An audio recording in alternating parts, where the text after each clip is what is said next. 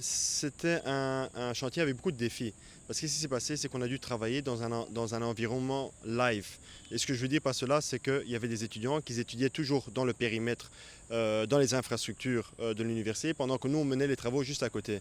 Donc heureusement maintenant, parce qu'on a inauguré les bâtiments, on va pouvoir déloger les gens des bâtiments qui sont en pratique aujourd'hui vers les nouveaux et peut passer au retapage en fait, des bâtiments de toutes les infrastructures restantes dans le périmètre de l'IMBTP. Dans la deuxième phase, on retape toute l'infrastructure dans le périmètre. Donc on va vraiment passer de ce qu'on a inauguré maintenant, déloger tous les gens, et vraiment repasser sur tout le restant des infrastructures.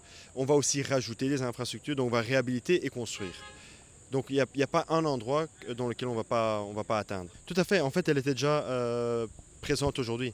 Donc c'était derrière les clôtures, c'était derrière les clôtures d'un certain endroit. Il y avait la nouvelle cabine de la SNEL et un nouveau générateur de 250 kVA. Donc les étudiants actuels vont passer dans les nouvelles infrastructures pendant que nous, on réhabilite et on construit les nouvelles infrastructures. Donc comme vous pouvez le constater sur les images diffusées, on a inauguré 3 bâtiments, dont le premier bâtiment, c'est un bâtiment académique.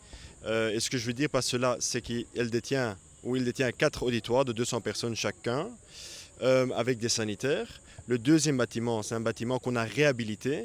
C'est le bâtiment prévu pour les hommes des garçons. Donc il y a une salle à manger, une cuisine, une buanderie, les chambres naturellement et les sanitaires, que ce soit douche et toilettes. Et le troisième bâtiment, c'est un bâtiment qui a été aussi conçu pour des raisons de logement. Donc c'est un bâtiment divisé en deux avec une claire division pour une section pour les dames et une section pour les hommes.